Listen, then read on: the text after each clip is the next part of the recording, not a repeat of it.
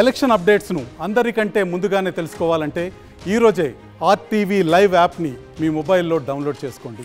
ప్రజలందరూ ఈ 5 సంవత్సరాలు ఎప్పుడెప్పుడు అని వేచి చూసిన ఎన్నికలు రానే వచ్చాయి. మరి ప్రజలందరూ కూడా ఎప్పుడు లేని పెద్ద స్థాయిలో ఈరోజు దాదాపుగా 6 అవుతున్నా కూడా మరి బూతుల దగ్గర ఇంకా చాలా మంది క్యూలో నిల్చొని ఓటు వేయడానికి ఇంకా వాళ్ళందరూ కూడా చిన్న పిల్లలు ఎత్తుకొని వచ్చారు, ముసలి వాళ్ళు వచ్చారు, చాలామంది ఈరోజు మహిళలు కూడా బయటికి రావడం జరిగింది.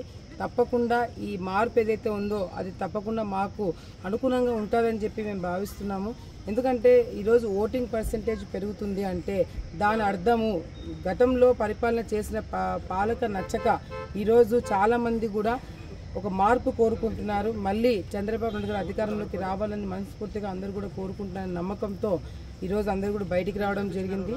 నా పిల్లల భవిష్యత్తు బాగుండాలా, నా భవిష్యత్తు బాగుండాలా, రాష్ట్ర భవిష్యత్తు బాగుండాలా, అందరూ బాగుండాలా, అందులో మేము బాగుండాలని అనుకున్న వాళ్ళందరూ కూడా ఈరోజు సైకిల్ గుర్తుకు ఓటు వేయడం జరిగింది. వాళ్ళ భవిష్యత్తును కాపాడుకోవడానికి వాళ్ళు కూడా ఈరోజు వాళ్ళ ఓటు హక్కుని నిర్వహించుకోవడమే కాకుండా 10 మందికి చెప్పి వాళ్ళు ఓటు వేయడమే కాకుండా ఇంకా 10 మందితో 20 మందితో 30 మందితో ఓట్లు వేపించి తప్పకుండా మంచి మెజార్టీ వచ్చేలాగా కేవలం ఆలగడ్డలోనే కాకుండా ఆంధ్రప్రదేశ్ మొత్తం కూడా ఈరోజు ఒక మార్పు కోరుకుంటుంది.